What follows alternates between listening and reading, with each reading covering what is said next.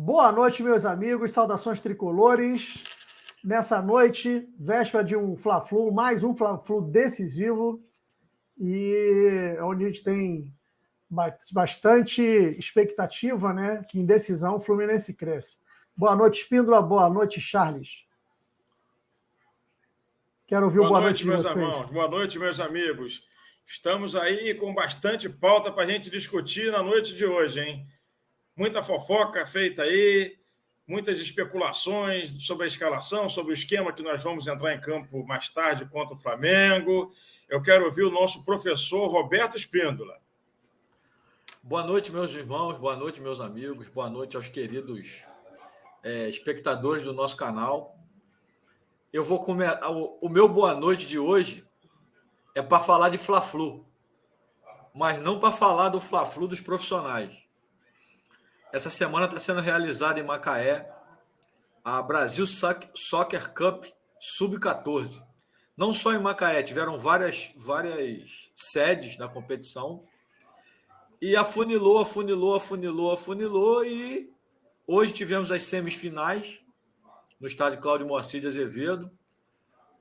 O Flamengo empatou com o Botafogo e venceu nos pênaltis. Classificou para a final. Depois o Fluminense pegou o Palmeiras, fez 2-0, cedeu o empate e também venceu nos pênaltis.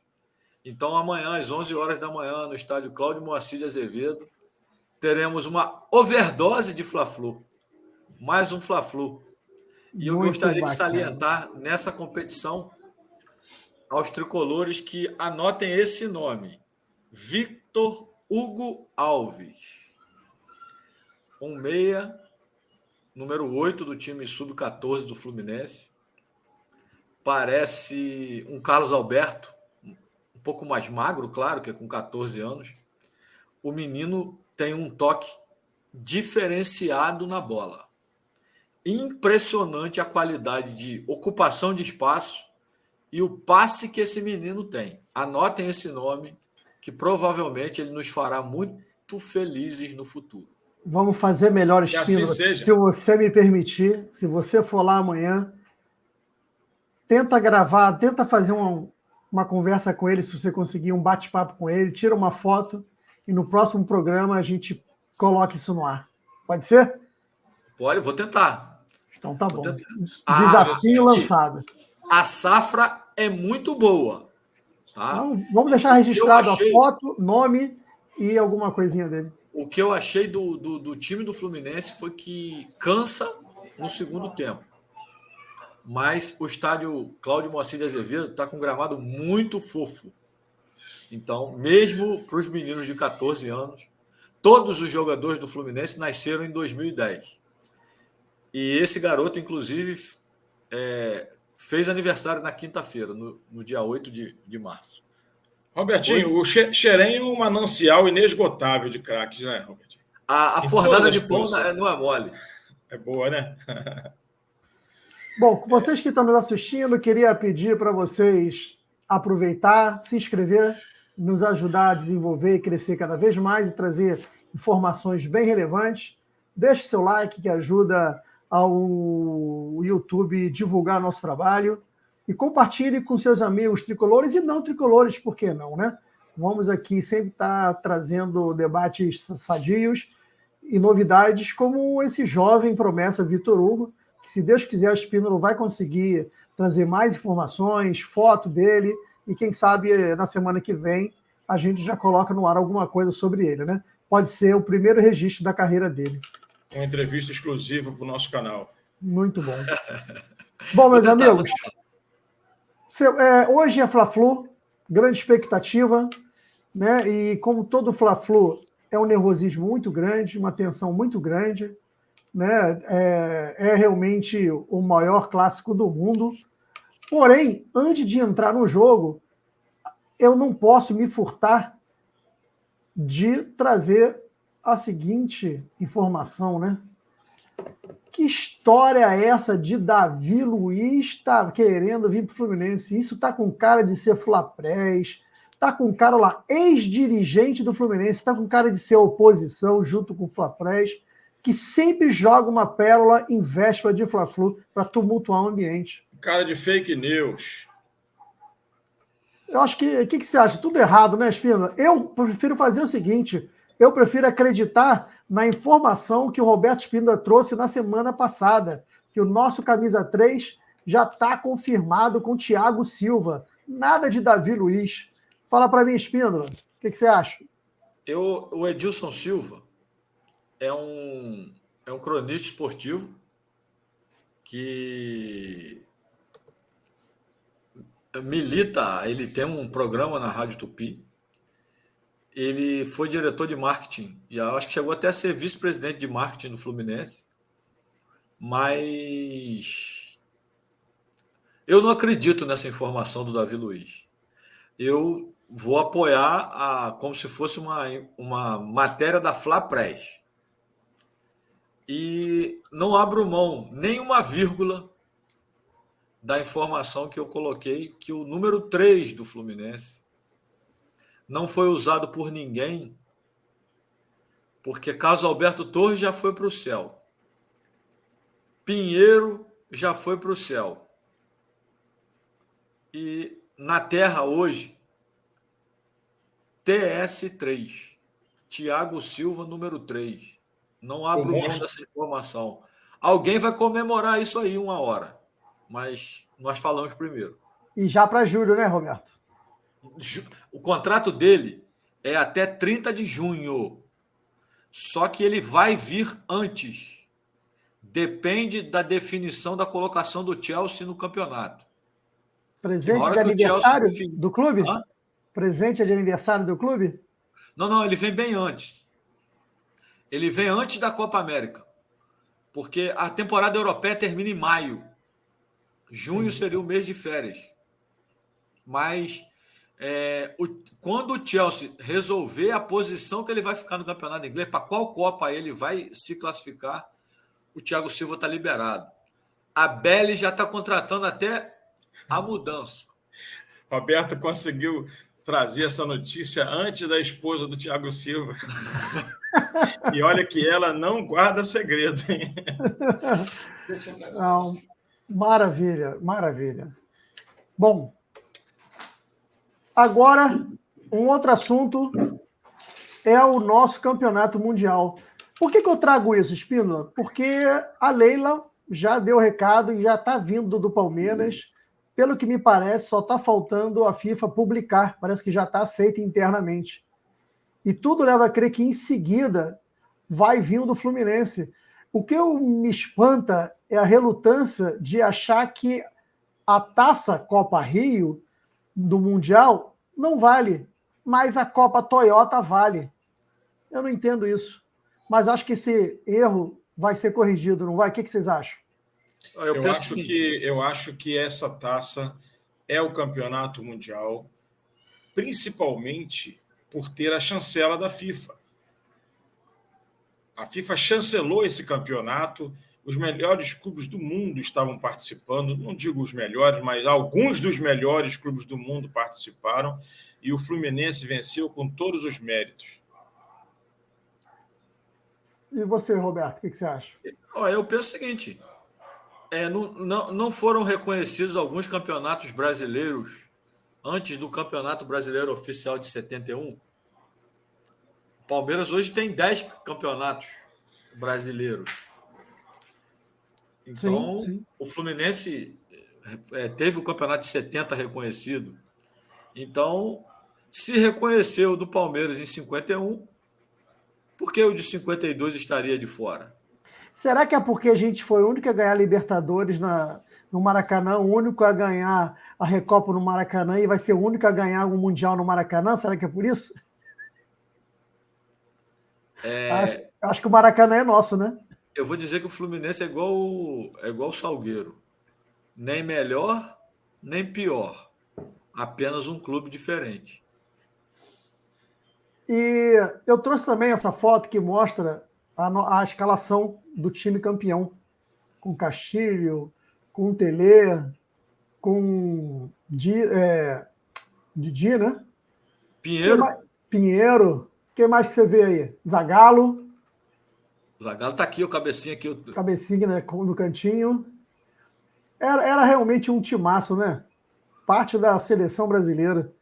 E se você analisar, olha ao fundo, como o Maracanã lotado era bonito. É. Ou seja, era a base da seleção brasileira, jogou o Mundial, ganhou. Tá mais que na hora, já passou da hora de ser reconhecido. Se fazer justiça, né, Carneiro? Tá mais que na hora, né? Bom, questão de justiça. Vamos agora pensar no jogo de hoje, no Fla-Flu. E você já sabe, Roberto, qual uniforme que o time vai entrar hoje?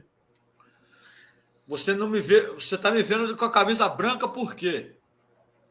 Dizem que o Fluminense não ganha clássico jogando de branco. Mas acho que hoje é essa que ele vai entrar. Hoje vai de tricolor, porque o mando de campo é do Fluminense. Mas ele vai entrar, o time tem que entrar com a armadura de guerreiro. Tem que guerrear o jogo inteiro. Que o espírito seja brigar. Esse é o nosso uniforme de hoje. Eu vou dizer uma coisa para vocês aqui, ainda bem que vai ficar gravado.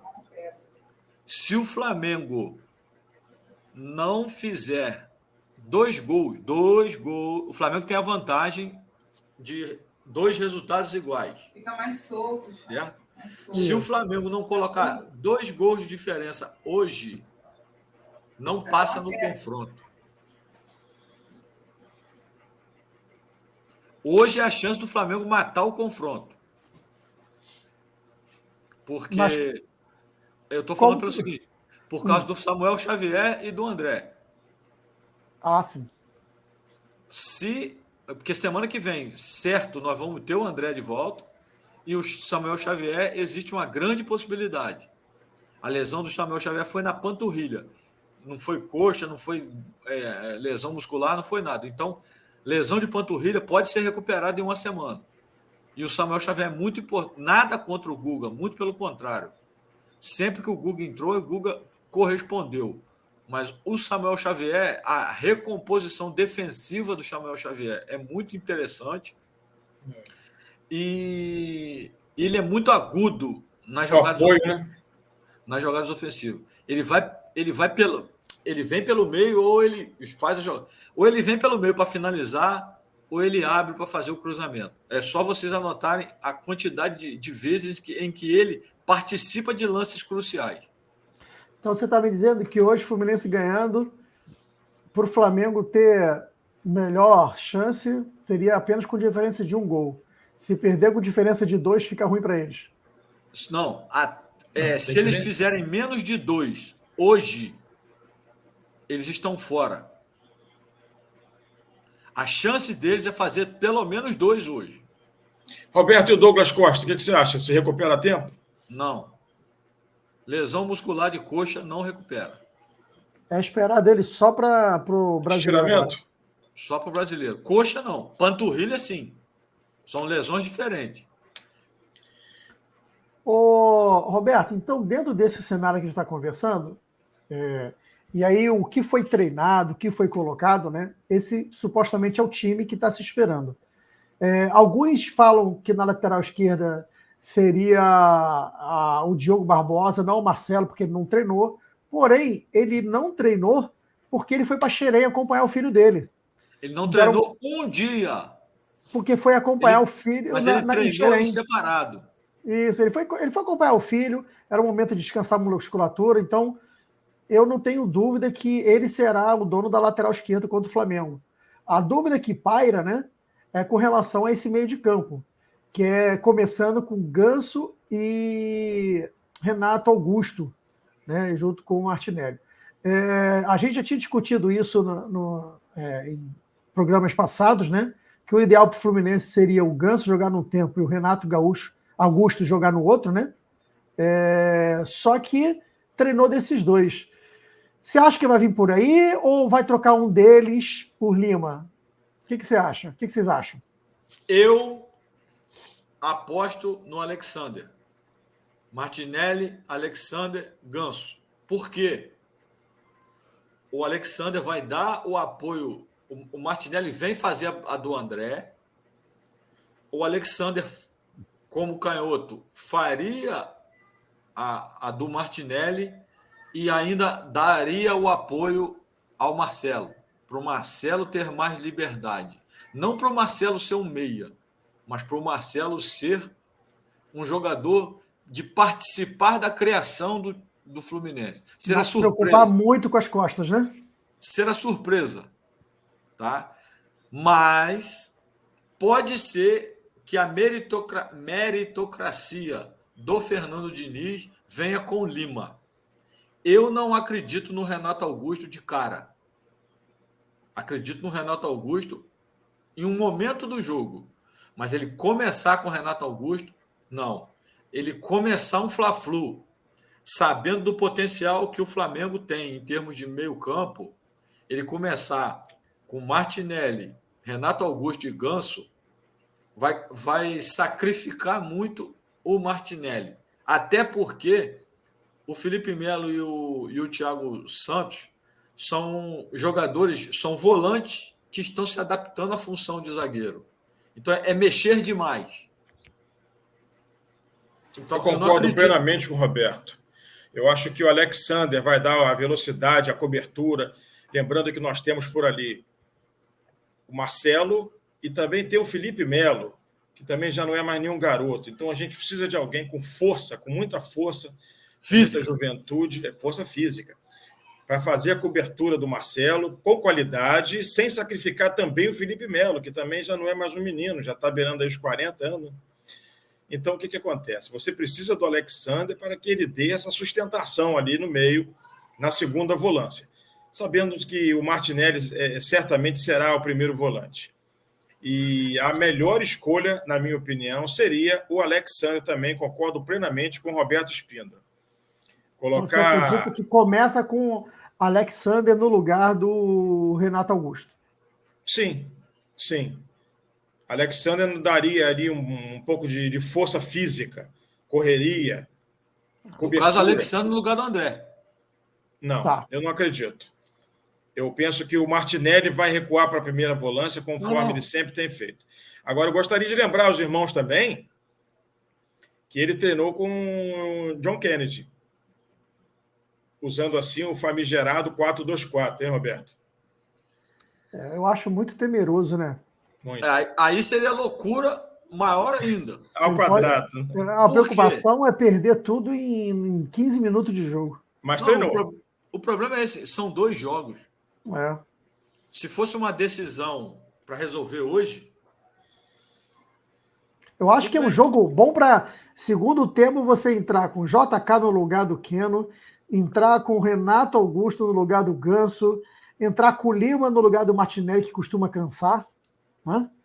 E o Diogo Barbosa vai acabar entrando no lugar do Marcelo, faltando 15 minutos, que o Marcelo também não aguenta até o final. Eu vou discordar de você. Então vamos lá.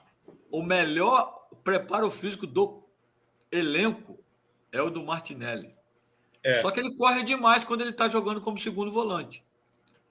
Como primeiro, ele corre menos. Então, hoje, ele vai ser o equilíbrio da nossa saída de bola. Entendi. Ele não sai do jogo de hoje. Evoluiu muito, né, Roberto? Hã? Ele teve uma evolução, né? O Martinelli só sai do jogo de hoje se ele não aguentar mais fisicamente em termos de... Eu estou me referindo ao aspecto técnico. Ele evoluiu, né, bastante, né, do ano passado para cá. Esse menino, na base, ele era a referência do meio campo. Jogava de segundo volante e era finalizador. O André e o Calegari se maturaram mais rápido do que ele. O Calegari, quando viu que não ia jogar no Sub-17, pulou para a lateral direita para poder estar no time. Mas o Calegari era o segundo volante, mas não ia jogar como segundo volante, porque o segundo volante era o Martinelli. Jogaram muito junto. Mas Calegari foi para a lateral direita ainda na base? Foi ainda na base. Não sabia dessa informação. Senão não jogaria. Eu achei que ele tinha ido no profissional. Eu também. Profissional não foi nenhuma invenção dele no profissional, porque ele já jogava nessa posição na base. Não foi um improviso, mais um improviso.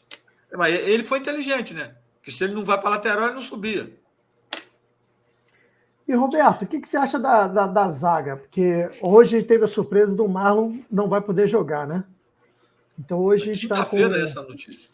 Então, hoje está com o Felipe Melo e o Thiago Santos. Quem está na reserva? Como é que vai entrar? Porque o Felipe Melo ele cansa, né? É preocupante essa zaga, não? Nós temos um jogador que nunca nos decepcionou. Faz o feijão com arroz. Manuel. Qual foi o dia que você viu o Manuel entregar alguma coisa? Verdade. Manuel feijão com arroz. O problema do Manuel é a falta de ritmo de jogo. Não faz uma partida oficial há muito tempo. O problema do Manuel é ritmo de jogo, mas está treinando desde o início da pré-temporada. Tá muito bem fisicamente. Está esperando a oportunidade. Perfeito. E o cara que tem aquilo roxo, nada melhor do que um Fla-Flu para ele entrar e é o momento, né? Volto a dizer que foi ele que decidiu a nossa última vitória contra o Botafogo, hein? Fez um golaço. Eu não tenho nenhuma preocupação com a entrada do Manuel. Principalmente agora, Roberto, você que é dono de informações privilegiadas, eu fiz um questionamento aqui e o Carneiro pediu para eu fazer no vídeo. Alexander não consta em nenhum treinamento, pelo menos divulgado pela imprensa. Consta que foram treinados 3 jogadores, Renato Augusto, Lima e John Kennedy. Em nenhum momento se falou em Alexander, sequer se cogitou. Eu concordo com você que Diniz é imprevisível. Para mim, isso faz parte da sua genialidade, do seu sucesso. Agora, por que você tem tanta certeza que ele vai entrar com o Alexander se não foi divulgado? O que você sabe que não sabemos? Boa pergunta. A mesma coisa que Tite. Tite está pensando o quê? Que vai entrar com Lima ou com Renato Augusto? Aí eu vou com o Alexander. Você acha que foi de propósito para enganar o adversário? E eu preciso treinar Alexander com Martinelli e com Marcelo? Não mesmo. Minha aposta continua. Depois vamos ver quem está certo. E Cano hoje desencanta? Ele está com muita vontade, hein? Alguma coisa está acontecendo com o Cano em 2024. Ele não voltou como deveria. Parece um carro a álcool. Está precisando esquentar. Nas entrevistas, ele está muito motivado para esse jogo. Já está se falando em 2 gols, está falando em que é o momento, que agora começa. Ele reconheceu que ele está devendo, né? E tem do lado um Arias que está voando, jogando muito, e que o próprio Arias fala que chegou o momento do Cano. O próprio Arias defende que nesse Fla-Flu o Cano vai desencantar. O Arias parece que não tirou férias. Voltou normalmente.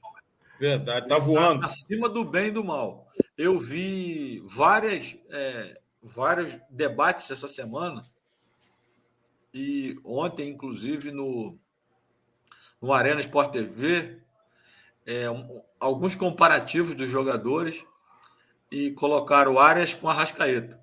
Todo mundo votou no Arrascaeta como o jogador mais decisivo do futebol brasileiro. Mas todo mundo que votou no Arrascaeta fez uma menção honrosa.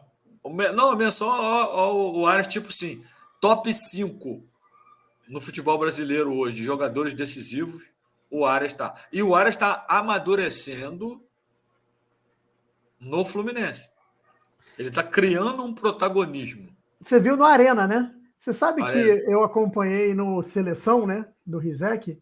Não, é o Seleção mesmo, foi Seleção. Então tem um desses que eu vi, que agora não lembro, que eles tiveram cuidado de não... Aquele negócio de 1 contra 1, né? Não colocaram o Arrascaeta junto com o Arias. Não, mas o Rizek fez isso de propósito. Os craques dos 2 times. Na enquete? Quem é bacana, quem? No Para o Ímpar, você quer quem? Bacana. Realmente o Arrascaeta hoje é o melhor meio de campo do Brasil, né? O cara joga muito. Todos os camisas 10 no Brasil hoje são estrangeiros. São estrangeiros. Quem é o camisa 10 da seleção brasileira? Neymar nunca foi armador para jogar com a camisa 10. Então nós não temos. O menos pior é o Paquetá. O Vitor Hugo vai ser um 10? Não, Vitor Hugo é o 8. Tá. Vitor Hugo é aquele que ocupa o espaço. Agora, tem muito menino muito bom de bola nesse time do Fluminense, sub-14. Então, eu não quero, eu vou ter mais tempo, ou quando não for véspera de Fla-Flu, para falar sobre isso. Mas me deu muita tranquilidade em ver. E outra, a humildade dos meninos. Legal, isso é bom. Hoje, quando acabou o jogo, a decisão por pênaltis, eu entrei no campo para falar com o pessoal lá, a equipe de arbitragem e tal. Tá? Eu fui como torcedor, não fui nem como cronista nem nada. Alguns meninos vieram me cumprimentar. Que bonitinho. Dentro do campo. Então. Então a chance amanhã de falar com o Vitor Hugo é grande. Aí, Charles. Não, vou falar. Isso aí eu vou falar. A que você atribui isso, Roberto, esse comportamento exemplar dos meninos? Eu achei a disciplina mesmo do DNA de Xerém. Esse mesmo comportamento eu não vi em outras equipes. Eu posso afirmar para você que o trabalho psicológico que é feito em Xerém é fantástico. A minha filha Juliana é psicóloga, ela fez um trabalho lá em Xerém e ela conheceu o departamento lá das psicólogas lá e falou que é fantástico. Profissionais altamente competentes, uma estrutura muito bem montada e todos os meninos são assistidos. Charles, a gente podia chamar ela, a gente podia convidar ela um dia para conversar aqui com a gente, né? Ó, falar sobre esse... Juliana vai gostar. Eu ela vou pode falar do que ela vivenciou lá, né? Eu acho legal. Eu também acho. Agora, assim, um bastidor que não tem nada a ver com o Fluminense, mas tem a ver com o futebol e esse meio campo aí dos jogadores sub-14, tá? Um dos meninos que jogou contra o Fluminense até na quinta-feira é volante e capitão do time do Atlético Mineiro. Ele se chama Miguel. A família dele é de Paraíba do Sul, Rio de Janeiro. O contrato dele com o empresário estava terminando. Existia a possibilidade de troca de empresário. O empresário, para não perder o menino, deu um cobalt de 50 mil para a família para não perder o menino. O menino com 13 anos, não tinha sub-14. Realmente. Investiu, né? Imagina quando trabalha cedo, né? Trabalha cedo com eles. Imagina o Keno, qual a expectativa de Keno para o jogo de hoje? Precisa estrear, né? Ou seja, a gente está com os três da frente, você tem Arias voando e você tem Cano e Keno precisando estrear. Ou seja, se eles estrearem hoje, a gente vai bem. Se eles não estrearem hoje, pode dificultar. Olha só. O Flamengo, na minha opinião, o motor do Flamengo é o Gerson. E ele não joga. O Gerson não joga. O Tite, desde o início, ele conseguiu armar o Flamengo com Pulgar, Gerson, Arrascaeta e 3 atacantes. Luiz Araújo, Pedro e Cebolinha. Só que aí, quando chegou o De La Cruz, o investimento do Flamengo foi muito alto no De La Cruz. Aí ele foi buscar uma variação tática. Ele tentou fazer com 4, tirou o Luiz Araújo, que tem um nome menor, né? E tentou fazer esse esquema. Ou o Arrascaeta da esquerda vindo para o meio, ou o próprio De La Cruz da direita vindo para o meio para fazer esse ajuste. Não deu certo. Aí a contusão do Gerson, ele puxou o De La Cruz para ser o segundo volante. Então o Flamengo hoje tem o Pulgar, o De La Cruz e o Arrascaeta no meio campo, com 3 atacantes novamente abertos. 2 pontas abertos e o Pedro centralizado. Ele achou esse equilíbrio. Mas eu acho esse equilíbrio que o Flamengo achou para jogar contra Portuguesa, Madureira, Volta Redonda. Beleza. Mas contra o Vasco, eles tiveram problemas. Contra o Botafogo, O gol do Flamengo saiu no apagar das luzes. Então, a partir do momento que o Flamengo domina o jogo, esse meio-campo é fantástico. Esses 5 jogadores, 6 jogadores. Com a bola. Pulgar, De La Cruz, Arrascaeta, Luiz Araújo, Pedro e Cebolinha. Beleza. Ninguém vai contestar nenhum desses jogadores. Mas a partir do momento que você tem um outro time que tem a bola, é protagonista do jogo, divide essa posse, divide a ofensividade, começa a causar problema. Então, o Fluminense vai por aí, tá? O Fluminense vai desse jeito. O Fluminense tem a zaga insegura, são 2 volantes jogando de zagueiro. Tá bom, mas o Fluminense tem a bola. O Fluminense pode agredir. E nesse modelo que eu falei do jogo, o Keno é fundamental. Porque é a válvula de escape. O Arias flutua por todo o campo. Vem para o meio-campo perto do Ganso, perto do próprio Keno, para negociar a bola no espaço curto. Nós temos o nosso matador, que ele fica alucinado esperando uma bola para ele poder finalizar. Mas o Keno é a válvula. Se a coisa encaixar e a bola chegar no Keno para fazer o 1 contra 1, quem será o lateral do Flamengo? Vai ser o Varela? Vai ser o Wesley? Ele vai ter coragem de botar o Wesley para ficar saindo? Se ele colocar o Wesley, provavelmente ele vai com o Matias Vinha. E existe uma outra situação. Ayrton Lucas convocado para a seleção brasileira. Matias Vinha, um pedido do Tite, que é um lateral mais defensivo, para fazer tipo um terceiro zagueiro. Como que ele vai jogar? Se ele jogar com o Matias Vinha, no lugar do Fernando Diniz, eu abro o Keno lá do lado direito. Será que ele vai ter coragem de botar o Wesley para ir jogar em cima do Marcelo, igual foi feito no último Fla-Flu? E as costas do Wesley? Quem vai cobrir? O Pulgar não é onipresente igual o John Arias, não, para poder cobrir tudo. Então, o jogo de hoje é um jogo que vai mostrar muitas coisas. E o 2-0 que o Flamengo fez em cima do Fluminense, no outro clássico, o Fluminense estava desestruturado e com a cabeça em outro lugar. Hoje o jogo é diferente. Eu falei no nosso último encontro. Acabou a brincadeira. Acabaram os testes. A partir de agora é a Vera. Por isso que eu aposto as minhas fichas em que o Fluminense vai com Martinelli, Alexander, Ganso, Arias, Cano e Keno. Maravilha. Assim seja. Bom, meus amigos, hoje, véspera de Fla-Flu. Véspera não, dia de Fla-Flu. Dia de Fla-Flu, né? Não. Poucas horas de Fla-Flu. De Fla-Flu. E aí a gravação nossa vai ser um pouco menor, né? Então a gente está chegando no final, não se alongar muito.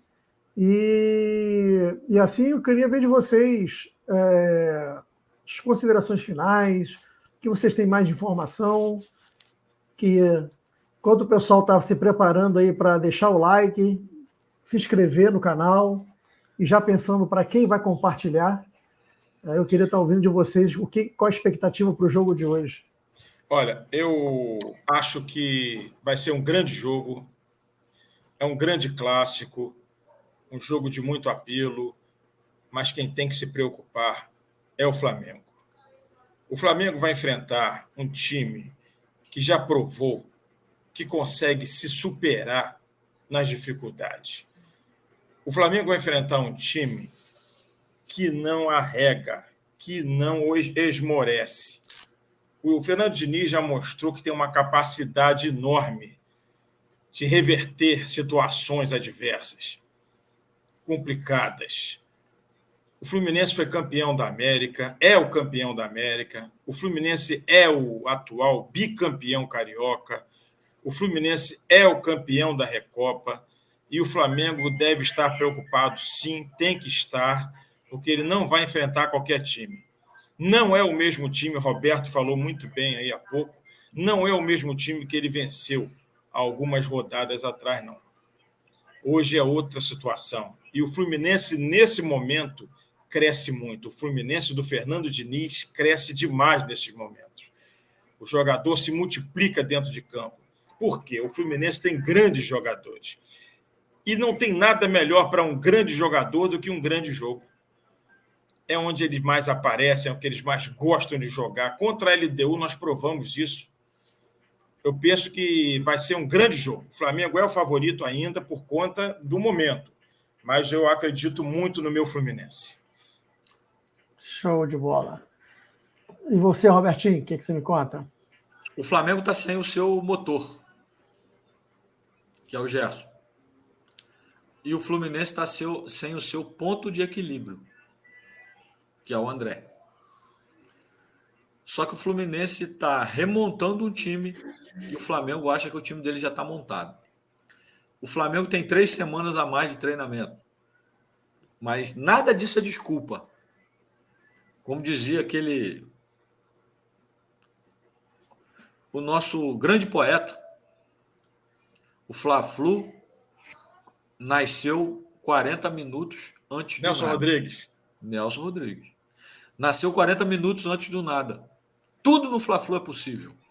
Inclusive, o time que está em desvantagem fazer um grande jogo. É sempre imprevisível.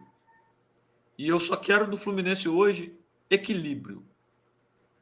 Equilíbrio para jogar o seu jogo. Em inglês dizer play the game, jogar o jogo. Ter a bola e provocar desconforto ao Flamengo.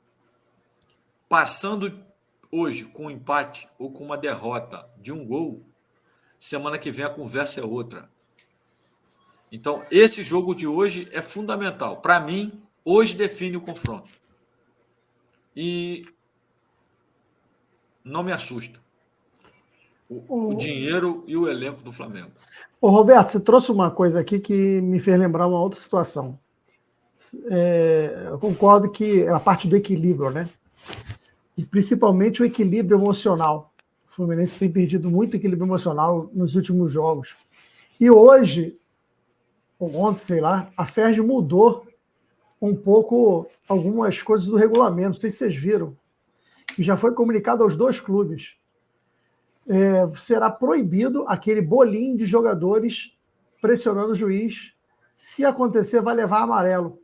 Os únicos que estão autorizados a falar com o juiz são os capitães.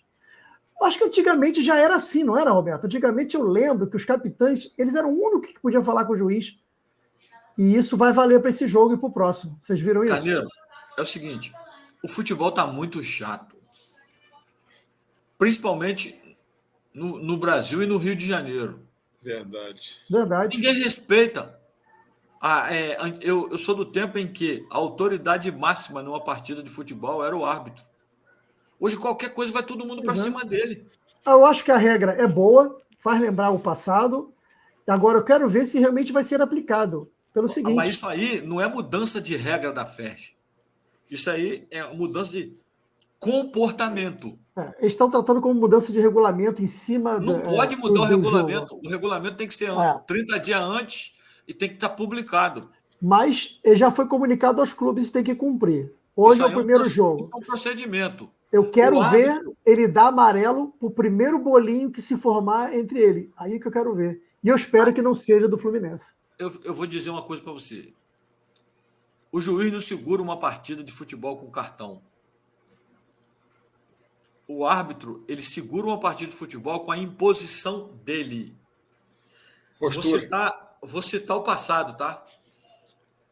Teve uma época folclórica em que tínhamos o Margarida e o Bianca, o Walter Senra e o Margarida chamava Emiliano, alguma coisa. Qual era a vantagem deles? Eles estavam em cima de todos os lances. Se você prensasse uma bola e quisesse reclamar que não foi para lá ou foi para cá, eles estavam em cima. Ele está em cima do lance, ele só sinaliza para o outro lado. E o outro ele marca e sai dali. Ele não tem que marcar e ficar em cima da bola. que se ele marcar e ficar em cima da bola, Sua câmera saiu. Deixa eu botar ela aqui de novo. Não entendi por quê, mas se ele marcar e ficar em cima da bola, vai todo mundo para cima dele. Ah. Então, ele marca e sai. Bom, Tranquilo. então eu concordo então com as palavras finais de vocês e realmente que seja um jogo que tenha o melhor equilíbrio emocional possível, principalmente do Fluminense, para que a coisa ocorra tranquila e não termos surpresas para o próximo jogo. Ok, meus amigos? Beleza. Quero agradecer vocês mais uma vez. Saudações Fluminense, unido e forte pelo Flu, que vencemos esse primeiro jogo, vamos bem para o segundo jogo, e antes do segundo jogo, de novo estaremos juntos para mais um bate-papo, trazendo as nossas opiniões sobre o Fluminense e sobre o futebol. Será um prazer. Um grande abraço, Charlinho, um grande abraço, Roberto. Abraço, Carneiro, abraço, Robertinho. E vamos, Flusão. Vitória Fluminense. Vitória Fluminense.